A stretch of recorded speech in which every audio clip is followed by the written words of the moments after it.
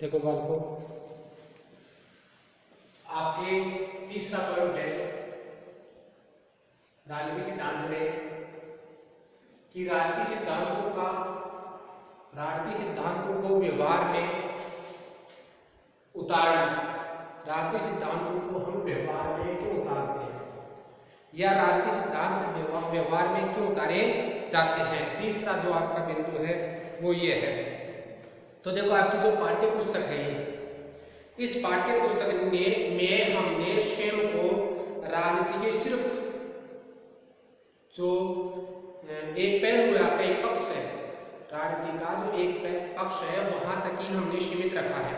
स्वतंत्रता है, समानता है, नागरिकता है, न्याय है, आपके विकास है, इस प्रकार जो आपके राष्ट्रवाद है, धर्मनिरपेक्षता है, ऐसे जो बिंदु है ना, जिनको हम आसानी से पहचानते हैं, हमारे से सुपरिचित विचार है, इन विचारों की उत्पत्ति, इनका अर्थ, इसके अध्ययन तक ही हमने क्या किया है, इसमें सीमित किया है, इसमें अपने आप को रखा है। जब हम किसी मुद्दे पर बहस करते हैं, तर्क करते हैं, विचार विमर्श करते हैं, वाद विवाद करते हैं, तो अक्सर हम पूछते हैं कि इसका अर्थ क्या है। किसी भी मुद्दे पर हम तर्क वितर्क करते हैं, वाद विवाद करते हैं, तो उसके बारे में सबसे पहले हम यही पूछते हैं कि इस मुद्दे का, इस बिंदु का अर्थ क्या है, इस बात का अर्थ क्या है।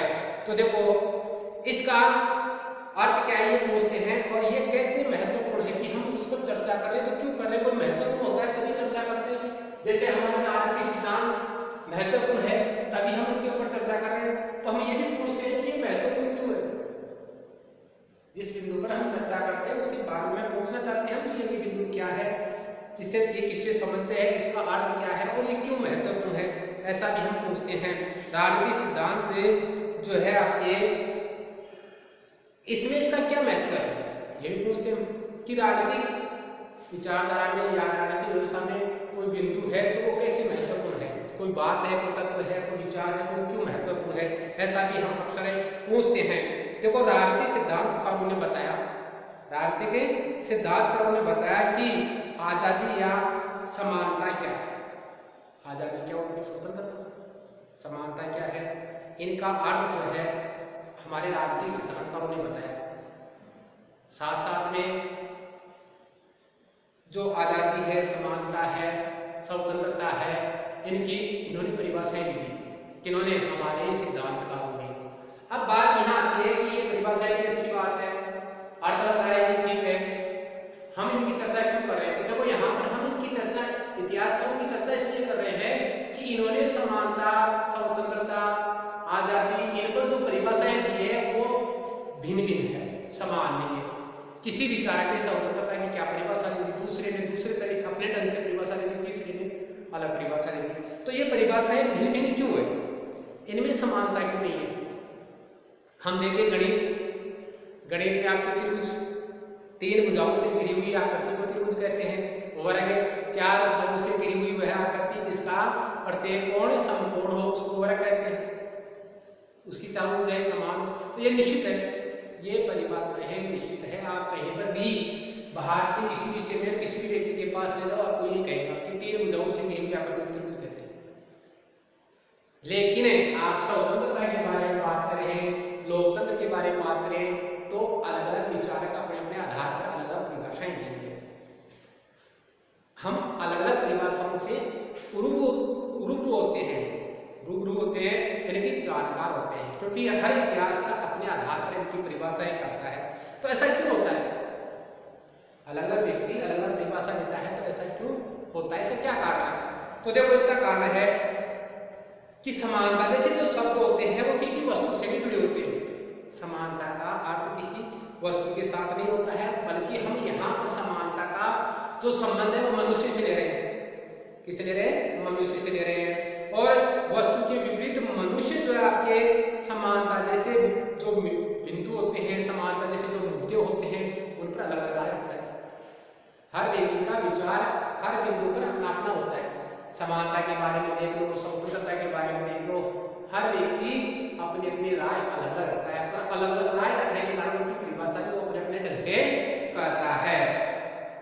तो ये जो आपके समानता के जो मुद्दे हैं उनके बारे में व्यक्ति अपने अपने आधार पर राय रखता है और अपने अपने मत या विचार रखता है, अपनी समझ रखता है और अपनी समझ के अनुसार वो क्या करता है आवश्यकता। दूसरी बात, कई बार किसी परिभाषा को व्यक्ति क्या करता है अपने तालमेल के आधार पर मिलता है, किसी चीज को इस आधार पर भी समझता है कि उसका तालमेल कैसे बैठेगा, उसके आधार पर उसका अर्थ दे देता है, उसकी परिभाषा दे देता है। तो इस आधार पर राजनीतिक सिद्धांतकार है वो समानता है, आजादी है, न्याय है, ऐसे जो बिंदु है इनके बारे में अपने अपनी अलग अलग राय रखते हैं। इस प्रकार अनेक प्रकार की इनकी परिभाषाएं होती है।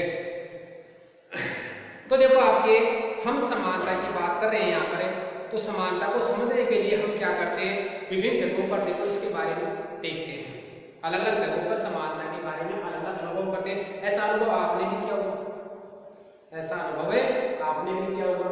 देखो हम सबसे पहले अनुभव करते हैं सरकारी कार्यालय हो या डॉक्टर हो या दुकान का, इन सभी प्रतिष्ठानों पर जहां पर हम प्रतीक्षा करते हैं। अगर हमें सरकारी कार्यालय में किसी काम के लिए जाते हैं, वहां पर भीड़ है, लाइन लगी हुई है, आप लाइन में खड़े हैं, डॉक्टर के पास गए, डॉक्टर के पास मरीजों की लाइन है, तो भी आपको लाइन में खड़ा होना पड़ रहा है, लाइन में है आप भी अन्य मरीज प्रतीक्षा कर रहे हैं, वैसे प्रतीक्षा कर रहे हैं। ऐसे किसी दुकान पर गए, आप दुकान पर सामान खरीदने के लिए जाते हैं, सामान खरीदने के लिए जाते हैं, दुकान पर लाइन बनी हुई है मानो आप, तो वहां पर भी आपको क्या करेगा दुकानदार की लाइन से हम आपको सामान देंगे, तो आप भी लाइन में खड़े हो जाएंगे, प्रतीक्षा कर रहे हैं। यहाँ तक अच्छा है, ठीक है, आप भी मानते हैं कि लाइन में रहना चाहिए। लेकिन कई बार क्या होता है कि कोई व्यक्ति लाइन तोड़ करके और फिर कार्यालय में पहुंच जाता है, तो डॉक्टर को जो है आप अपन लाइन में खड़े हैं, दूसरा पीछे से जो है मरीज बाद में आया हमारे बाद में, और वो डॉक्टर को लाइन तोड़ करके आगे चला गया, दिखा करके चला जाता है।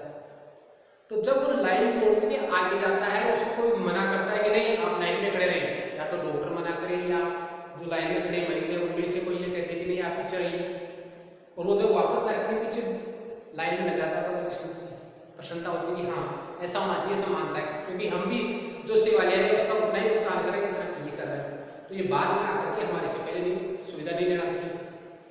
दुकान में भी अगर दुकानदार लाइन में कह रहा है, हम लाइन में खड़े हैं, पीछे से आकर के कोई जो पीछे था लाइन में या बाद में आया है और वो सामान लेके चला जाता है, तो हम थकासा महसूस करते हैं, और उसको लाइन में खड़े करने के लिए कहा जाता है तो हमें प्रसन्न होते हैं कि हाँ ऐसा होना चाहिए। तो वहां पर समानता क्या है कि उनको लाइन में खड़ा कर दिया गया, तब तो समानता है, और पहले कोई लेकर के चला जाता तो हम थकासा महसूस करते हैं कि हम उन सुविधाओं के लिए जितना वो पैसा खर्च कर रहा है, जितना वो भुगतान कर रहा है, उतना ही भुगतान हम कर रहे हैं, फिर उसने क्या किया, समानता का उल्लंघन किया है।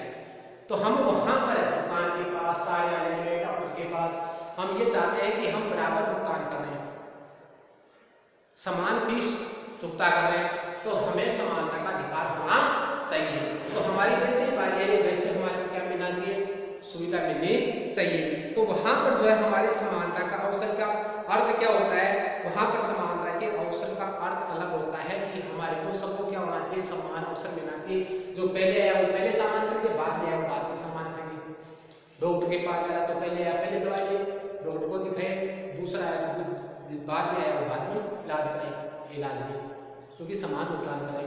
हाँ वहां पर अगर मान लो आपके कोई वृद्ध व्यक्ति हो, शक्तिहीन हो, वर्ग हो, विकलांग हो, ऐसे व्यक्ति को अगर विशेष सुविधा दी जाती है तो हम स्वीकार करते हैं कि भाई ये विकलांग है या बहुत ही वर्ग है, ये असक्षम व्यक्ति है, ये अपने साथ बराबर लाइन में नहीं खड़ा रह सकता, इसलिए इसको क्या होना चाहिए, पहले सुविधा मिलनी चाहिए। तो हम उस सुविधा का सम्मान करते हैं, हम ये कहते हैं कि उसको विशिष्ट लोगों को विशेष अवसर मिलने चाहिए, तो वहां पर हम विशेष बर्ताव की बात करते हैं।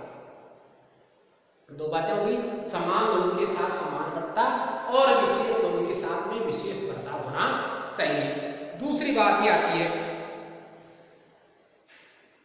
कि यहाँ पर हम दवा ले रहे हैं, डॉक्टर से सुविधाएं ले रहे हैं, लेकिन बहुत से ऐसे लोग हैं जो गरीब हैं, जो गरीब होने के कारण वो डॉक्टर के पास नहीं जा पाते, चिकित्सक के पास नहीं जा पाते, दुकान पर सामान खरीदने के लिए नहीं जा पाते, और खरीदते हैं तो बहुत ही कम खरीद पाते हैं, डॉक्टर के पास सुविधा नहीं ले पाता है। क्यों?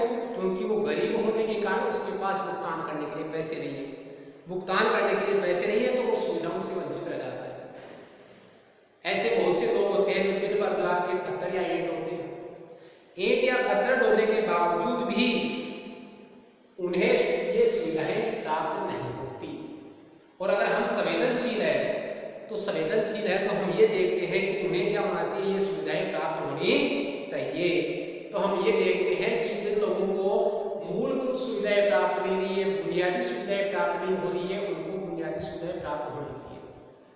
तो जब हम संवेदनशील होते हैं, ऐसे लोग जो डॉक्टर से इलाज नहीं करवा सकते, बीमारी के समय अपने स्वास्थ्य सेवाएं नहीं ले सकते, दुकान से सामान नहीं ले सकते हैं, उनके प्रति हम क्या करते हैं, ये सोचते हैं कि ये पूरी मेहनत करता है, दिन भर मेहनत करने के बावजूद भी इनको ये सुविधाएं नहीं मिलती है, इनको ये सुविधाएं मिलनी चाहिए।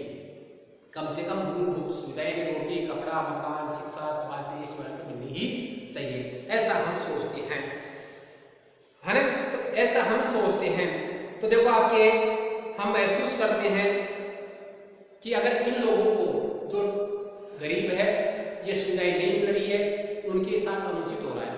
कब? जब वो सुविधाएं नहीं ले पा रहे हैं, तो तब हम क्या चाहते हैं कि उनको ये सुविधाएं मिलनी चाहिए और इनका शोषण नहीं होना चाहिए, ऐसा हम चाहते हैं। तो कहने का मतलब ये है कि आर्थिक प्रतिकूल स्थितियां होती है, तो ऐसे समय में हम चाहते हैं कि इन लोगों को सुविधाएं मिलनी चाहिए, ताकि उन सुविधाओं का लाभ लेकर के ये अपनी मूलभूत सुविधाओं को पूरा कर सके। अब देखिए, आप दूसरी बात आती है अपनी, आप इस तथ्य पर बोल रहे हैं कि बहुत से यहाँ पर बच्चे हैं, बहुत से जो बच्चे हैं वो स्कूल नहीं जा पाते।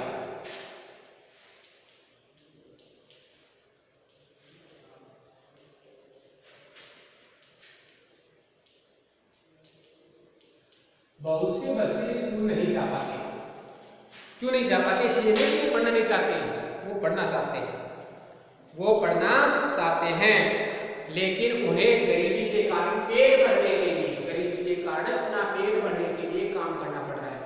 माता पिता क्या करते हैं, गरीबी के कारण छोटे बच्चों को काम में लगाते हैं कि कुछ आमदनी बच्चे से होगी, कुछ हमारे से होगी, तो हमारा कर्जा कम होगा या हमारा जो आवश्यकताएं हैं उन आवश्यकताओं को हम पूरा कर पाएंगे। ये सोच करके वो उनको क्या करते हैं, काम पर लगा देते हैं। आप ये भी देखते हैं कि अधिकांश जो लड़कियां होती है वो स्कूल में या तो जा नहीं पाती है या फिर समय से पहले स्कूल छोड़ देती है। उसका भी कारण जब हम ढूंढते हैं तो महत्वपूर्ण कारण है, या आपके ज़्यादातर जो बात होती है कारण होता है वो ये होता है कि जो लड़कियां हैं उनको क्या करना पड़ता है, जब माता पिता घर से काम पर चले जाते हैं तो पीछे घर में अपने छोटे भाई बहनों का उन्हें ध्यान रखना पड़ता है, और अपने भाई बहनों का ध्यान रखने के लिए, उनकी देखभाल करने के लिए उन्हें प्राथमिक शिक्षा ही उपलब्ध नहीं हो पाती है। उन्हें पहले ही स्कूल छोड़ना पड़ता है, या तो प्राथमिक शिक्षा के स्तर पर या वो 8वीं क्लास तक आते आते उनको क्या करना पड़ता है, स्कूल छोड़ना पड़ता है। उन्हें घर के बच्चों की, अपने छोटे भाई बहनों की देखभाल करनी पड़ती है। लेकिन ये अधिकार मात्र औपचारिक, तो हमारे संविधान में देखो आपके शिक्षा का अधिकार दिया गया है, शिक्षा का अधिकार दिया गया है, लेकिन ये जो आपके अधिकार है वो केवल औपचारिक बन गया है। क्यों? क्योंकि जो आवश्यकता है, जिन बच्चों को शिक्षा मिलनी चाहिए उनको बच्चे शिक्षा प्राप्त नहीं कर पाते। बालिकाओं को इसलिए जो है आपके स्कूल से हटा दिया जाता है कि वो छोटी भाई बहनों की देखभाल करें, और ये किस कारण? गरीबी के कारण। माता पिता गरीब होने के कारण उनको काम के लिए जाते हैं तो पीछे बच्चों को देखना पड़ता है, इसलिए बालिकाओं को हटा लिया जाता है। तो देखो हम ये देखते हैं कि शिक्षा का अधिकार है, लेकिन फिर भी जो है कुछ बालिकाएं, अधिकांश जो बालिकाएं हैं वो शिक्षा से वंचित रह जाती है ना। तो देखो हम अगर महसूस करें तो हमें ऐसे बच्चों और उनके माँ बाप के लिए सरकार से कुछ और करने की बात महसूस सोचते हैं कि सरकार को कुछ करना चाहिए ताकि ये बच्चे पढ़ सकें, अर्थात इनको आर्थिक लाभ मिलना चाहिए, छात्रवृत्ति है या अन्य सुविधाएं हैं वो इन बच्चों को मिलनी चाहिए ताकि ये बच्चे क्या कर सकें, पढ़ सकें। तो यहाँ पर तीन बात आई, एक तो हम जब आर्थिक आधार पर समान होते हैं तो समानता का, विशेष लोगों के लिए विशेष अवसर का, गरीब लोगों के लिए कुछ और करने का कि कुछ सरकार इनके लिए और भी करे, ऐसी बात सोचते हैं। तो इस प्रकार आप देख सकते हैं कि समानता के बारे में हमारे यहाँ पर अलग अलग जो है आपके विचार आते हैं। अगर हम खेल के मैदान की बात करें तो खेल के मैदान की बात करें तो देखो आपके खेल के मैदान में हम समान अवसर चाहते हैं कि सबके बराबर में खेलने को मिले। खेल के मैदान में भी जो है हम चाहते हैं कि सबके बराबर हमें क्या होना चाहिए, खेलने का अवसर मिलना चाहिए। जितना अवसर दूसरे को मिलता है उतना ही हमें मिलना चाहिए, वहां पर हम समानता चाहते हैं।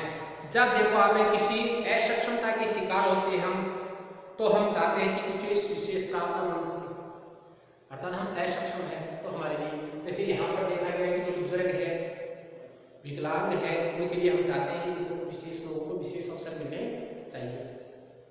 खेल के मैदान में, डॉक्टर की लाइन में हम बराबर वालों के साथ चाहते हैं कि बराबर का समानता का व्यवहार होना चाहिए।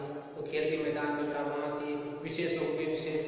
और जो लोग आपके जैसे यहाँ पर गरीब लोग जो आपके डॉक्टर से दुकानों पर सामान नहीं खरीद पाते हैं, डॉक्टर से स्वास्थ्य सेवाएं नहीं ले पाते, उनके लिए हम चाहते हैं कि उनको बुनियादी सुविधाएं मिले, मूलभूत सुविधाएं उनको मिलनी चाहिए, ऐसा हम चाहते हैं। तो इस प्रकार जो आपके बालक बालिकाओं की बात करें यहाँ पर, तो उनके लिए भी चाहते हैं कि सरकार को कुछ अच्छा करना चाहिए, कुछ ज्यादा करना चाहिए इनके लिए, है ना, बुनियादी सुविधाओं से भी ज्यादा इनके लिए करना चाहिए, ताकि ये क्या कर सके, पढ़ सके। तो इस प्रकार हमारी जो है आपके समानता के बारे में जो विचार है हमारे काफी जटिल है। विचार कैसे हैं? काफी जटिल होते हैं। जब हमें अलग अलग स्थानों पर अलग अलग प्रकार की बातें देखते हैं तो उसी के आधार पर हम क्या करते हैं, इनकी समानता की अलग अलग परिभाषाएं कर देते हैं। इस आधार पर समानता की परिभाषा में क्या हो गया, आपकी बहुत सारी परिभाषाएं हो गई, अलग अलग परिभाषाएं हो गई, समान परिभाषाएं नहीं हुई, एक सी परिभाषा नहीं होती है। देखो हम स्कूल में जाने या संसाधनों जैसे आपके रोजगार है, अच्छा वेतन है, रियायती अस्पताल है आदि का समुचित बंटवारा जैसी अग्रगामी उपायों से सहायता पाने में समर्थ बनाया जाना चाहिए। तो देखो जब हम ये महसूस करें कि हमें अवसरों का लाभ नहीं मिल रहा है, बुनियादी सुविधाएं नहीं मिल रही है, तब हम क्या महसूस करते हैं कि हमें जो है आपके रोजगार के अवसर मिलने चाहिए, और रोजगार मिल गया तो उसमें वेतन भी अच्छा होना चाहिए, और अस्पताल में जाते स्वास्थ्य सेवाओं के लिए तो हमें रियायती दर पर अस्पताल में सुविधाएं मिलनी चाहिए। ऐसी बहुत सारी बातों को जो है हम क्या करते हैं, अग्रगामी उपाय मानते हैं, आगे के उपाय मानते हैं, जिससे ये सुविधाएं हमें मिल सके, मूलभूत सुविधाएं मिल सके, है ना। तो इसका अर्थ ये हुआ कि निष्पक्षता और सुनिश्चित करने के लिए किसी एक एजेंसी को जिम्मेदार बनाने की जरूरत है। इन सब बातों का क्या अर्थ हुआ कि इन सब जगह निष्पक्षता बरती जाए, सब जगह समानता बरती जाए, और आवश्यकता के अनुसार विशेष लोगों को विशेष सुविधाएं दी जाए, गरीबों को जो आर्थिक सहायता दी जाए, मूलभूत सुविधाएं दी जाए, और जिन लोगों के लिए कुछ और अधिक करना है उनके लिए कुछ और अधिक करने के लिए, ये सारे कार्य करने के लिए जो है कोई एजेंसी होनी चाहिए, कोई संस्था होनी चाहिए जो इन सब कार्यों को करे। ऐसा हम महसूस करते हैं कब, जब हम इन सब के प्रति संवेदनशील है तो, और संवेदनशील है तो ऐसा कोई हम महसूस नहीं करेंगे। तो इस प्रकार हमारे पास समानता की अनेक परिभाषाएं हो जाती है, क्योंकि हम अलग अलग स्थानों पर अलग अलग प्रकार का व्यवहार देखते हैं, और अलग अलग प्रकार के व्यवहार के आधार पर समानता के अलग अलग हम अर्थ निकालते हैं।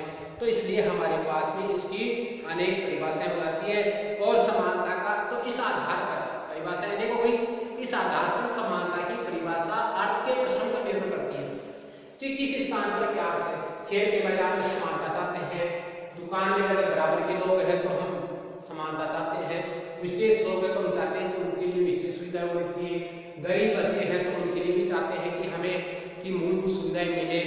तो ऐसा कहने का मतलब मेरा ये है कि हम क्या चाहते हैं कि जो प्रसंग कैसा है, बात कैसी है, घटना कैसी है, जैसी घटना है उसी के अनुसार हम क्या करते हैं, समानता का अर्थ निकालते हैं, समानता का अर्थ निकालते हैं, और इसी अर्थ के आधार पर उसकी परिभाषा करते हैं, और इसी आधार पर परिभाषा करने से उसकी परिभाषा अलग हो जाती है। हमने देखो इसके इस अर्थ से शुरुआत करी, यहाँ पर शुरुआत करी थी मैंने, तो यहाँ पर शुरुआत इस अर्थ से की थी कि जो आपके जो स्वयं हमारे लिए है, और फिर हमने इसका विस्तार गरीब, वंचित, बूढ़े आदि बाकी लोगों के लिए किया। पहले तो हमने इसकी चर्चा की कि यहाँ से डॉक्टर से, क्योंकि डॉक्टर की लाइन है, कार्यालय है, दुकान है, उसमें हमारे सामान है, हम लाइन में खड़े हैं, और हम क्या करते हैं, जब लाइन तोड़ के व्यक्ति जाता है उसको वापस लाइन में लगने के लिए कहा जाता है तो हमें खुशी महसूस होती है, और जब वो लाइन तोड़ करके सुविधा ले लेता है तो हम ठगा सा महसूस करते हैं। इस बात से हमने शुरू की थी, और हमने आगे देखा है कि बुजुर्ग लोग हैं, उन लोगों को क्या मिलना चाहिए, विशेष सुविधाएं मिलनी चाहिए, गरीब है तो उनको क्या मिलना चाहिए, आपके मूलभूत सुविधाएं मिलनी चाहिए, वंचित लोग हैं तो उनके लिए सरकार को क्या करना चाहिए। ये सब बातें जो है हमने देखी, हमने अर्थ को कई परतें खोली, इस आधार पर हमने इसका जो अर्थ है उसकी अनेक जो परतें हैं, अनेक अर्थ है इसके, वो अनेक अर्थ भी इसके हमने देखे। तो यहाँ पर अलग अलग बातों के अलग अलग जो अर्थ है वो अर्थ यहाँ पर हम समानता के पाते हैं। हम पूर्ण रूप से समझे बगैर राजनीतिक सिद्धांत करते हैं, तो यहाँ पर पूरे अर्थ हम जब तक नहीं समझेंगे तब तक राजनीतिक सिद्धांतों को नहीं कर सकते, नहीं बना सकते। इसलिए राजनीतिक सिद्धांतों को समझने के लिए इनका अर्थ समझना जरूरी है। तो सब बातों को हमें क्या करना पड़ता है, समझना पड़ता है ना। तो राजनीतिक अवधारणाओं के अर्थ को राजनीतिक सिद्धांतकार ये देखते हुए स्पष्ट करते हैं कि आम भाषा में इसे कैसे समझा और पढ़ा जाए। तो जिस प्रकार समानता के बारे में हम समझ रहे थे, वैसे ही राजनीतिक सिद्धांतों के बारे में राजनीतिक सिद्धांतकार भी क्या करते हैं, इन सब बातों का अनुमान लगाते हैं, सब बातों को समझते हैं और सब बातों को समझ करके वो ये सोचते हैं कि किस प्रकार जो है आपके किसी अवधारणा को बनाया जाए, किसी अवधारणा का निर्धारण किया जाए, किसी अवधारणा को कैसे गढ़ा जाए और कैसे समझा जाए, कैसे इस अवधारणा का उपयोग किया जाए, इस विचारधारा का उपयोग किया जाए।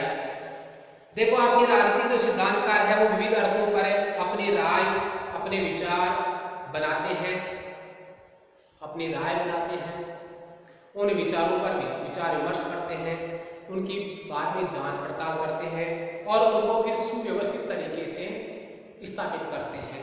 ये सारे कार्य करते हैं, माने वे विविध अर्थों और रायों पर अपने विचार बनाने, उनको सुव्यवस्थित करने आदि के लिए अपने अपने आधार पर तरीके अपनाते हैं। अवसर की समानता का पर्याप्त है, जैसे अवसर की समानता की बात की जाए तो अवसर की समानता का पर्याप्त है। और कब अवसर की समानता नहीं होनी चाहिए, जब यहाँ पर देखा कि अगर लोग समान है, सब अपनी तरह है, स्वस्थ है अपनी तरह, हालांकि जो भी उनके रोग है वो अलग बात है, लेकिन शरीर में हमारी तरह अपनी तरह है, तो हम चाहते हैं कि लाइन में रहे।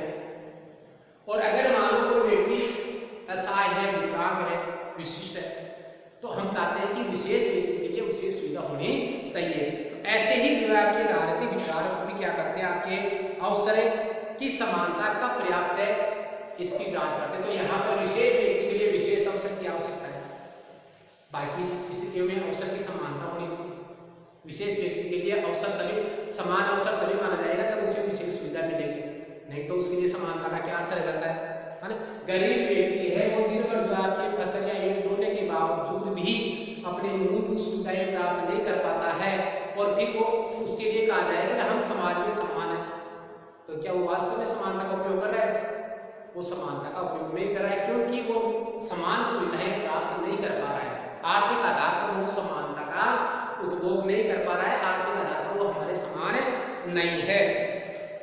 तो ये देखा जाता है, यहाँ पर कुछ बातें आती है आपकी कि जो है आम भाषा में हम इसे कैसे समझा और कैसे बताया जाता है। इसके अलावा देखो बताया जाता है कि अवसर की समानता का पर्याप्त है, इसका निर्धारण जो है आपके राजनीतिक सिद्धांतकार भी करते हैं, हमें भी सोचना पड़ता है ऐसी परिस्थिति में, है ना।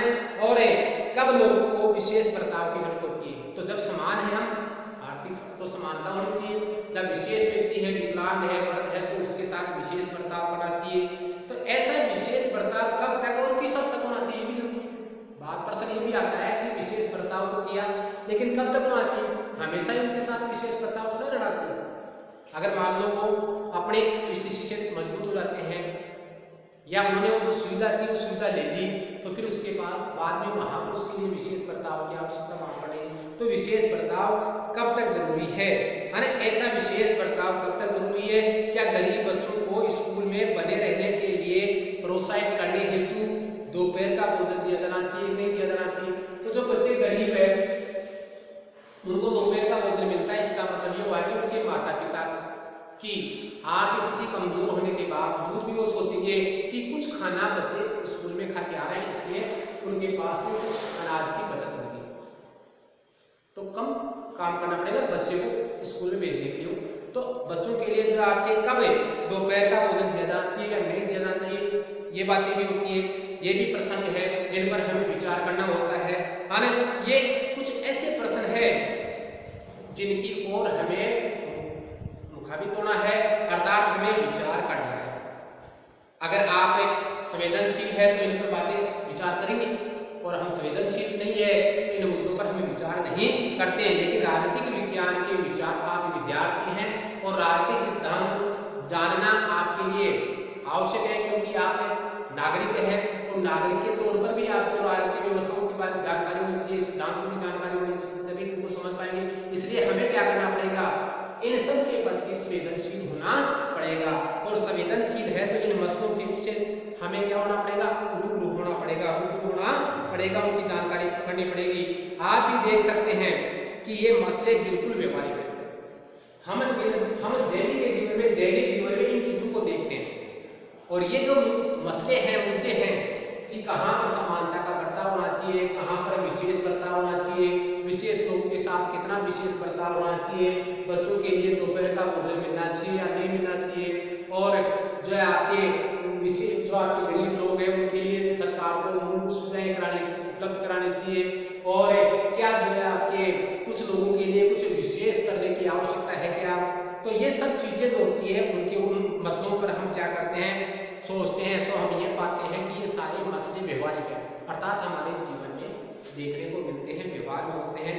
वे शिक्षा और रोजगार के बारे में सार्वजनिक नीतियां तय करने में मार्गदर्शन करते हैं, और ये सारे मसले हमारी शासन व्यवस्था या हमारी सरकार होती है, उनको शिक्षा के बारे में हो चाहे रोजगार के बारे में हो, जो सार्वजनिक सभी लोगों के लिए जो नीतियां होती हैं, उन नीतियों को जब तय करते हैं, इन सब मसलों पर जो है हमारी जो सरकार होती है, शासक होते हैं, वो इन पर विचार जरूर करते हैं, इन मसलों पर जो है आपके ध्यान जरूर देते हैं, और ध्यान देने के बाद में उन्हीं के आधार पर वो क्या करते हैं, नीतियों का निर्माण करते हैं। इस प्रकार ये मसले क्या करते हैं, हमारे शासन व्यवस्था को संचालन करने में, नीतियां निर्धारित करने में मार्गदर्शक का काम करते हैं। इसलिए इनका ज्ञान हमें होना ही चाहिए। जैसे समानता के मामले में है, वैसा ही अगर हम न्याय के मामले में देखें, या स्वतंत्रता के उदाहरण के मामले में देखें, लोकतंत्र के उदाहरण के मामले में देखें, तो ये सब इसके समान ही है। किसके समान, समानता के समान है। तो इस प्रकार इन अलग अलग अवधारणाओं में इसी प्रकार के अनेक मसले हैं, और उन मसलों से हम रूबरू होते हैं, हमारे शासक रूबरू होते हैं, तभी वो नीतियां निर्धारित करते समय उन मसलों से मार्गदर्शन जरूर लेते हैं। अर्थात वो मसले चाहे न्याय से संबंधित हो, चाहे लोकतंत्र से संबंधित हो, चाहे समानता से संबंधित हो, चाहे स्वतंत्रता से संबंधित हो, ये सभी मसले सरकारी तंत्र को नीतियां निर्धारित करते समय मार्गदर्शन का कार्य करते हैं। तो उन मसलों की जानकारी हमें होनी चाहिए। देखो, आपके राजनीतिक सिद्धांतकारों को रोजमर्रा की जो विचारधाराएं हैं या विचार है, उनसे उठना पड़ता है। राजनीतिक सिद्धांतकार भी ऐसे नहीं है कि भाई ये जो मसले हैं उन मसलों पर गौर नहीं करें। जब वो अपने विचारधाराओं का निर्माण करते हैं तो उन्हें भी क्या करना पड़ता है, ऐसे सिद्धांतों से, ऐसे विचारों से उठना पड़ता है। उन्हें भी जो है इन सिद्धांतों के बारे में जानना, उनको सुलझाना, उनके समाधान के लिए सिद्धांत गढ़ना, ये सारा उनको भी करना पड़ता है। और साथ साथ में उनको इन मसलों के क्या संभावित अर्थ हो सकते हैं, उन पर भी उनको विचार विमर्श करना पड़ता है। क्या नीतियां निर्धारित की जा सकती है इन मसलों को हल करने के लिए, उन नीतियों का सूत्रपात भी जो है आपके कौन करते हैं, राजनीतिक सिद्धांत कार्य करते हैं, है ना। आजादी है, नागरिकता है, आपके अधिकार है, विकास, न्याय, समानता, राष्ट्रवाद, धर्मनिरपेक्षता, ये ऐसे ही मसले, ऐसी अवधारणाएं हैं। इन अवधारणाओं का सबका जो है हम अध्ययन क्या करेंगे, अगले अध्याय में करेंगे। तो ये सारी जो अवधारणाएं हैं, उन अवधारणाएं आपकी इस पुस्तक में है, और ये पुस्तक में इसी पुस्तक में हम इन्हीं अवधारणाओं, स्वतंत्रता, समानता, न्याय, धर्मनिरपेक्षता, ये जो भी आपकी इतनी अवधारणाएं हैं, उनका सबका हम अध्ययन इस पुस्तक में एक के बाद एक लेसन में करते जाएंगे। तो ये राजनीतिक सिद्धांतों के बारे में बताया कि ऐसे कुछ मसले हैं, उन मसलों को समझने के लिए जो हमें राजनीतिक सिद्धांतों की जरूरत होती है। राजनीतिक सिद्धांत क्या कार्य करते हैं कि हमारे जो शासक होते हैं, हमारे जो सिद्धांतकार होते हैं, उनके सिद्धांतों का निर्माण करने में उन्हें क्या करते हैं, आपके मार्गदर्शन का कार्य करते हैं।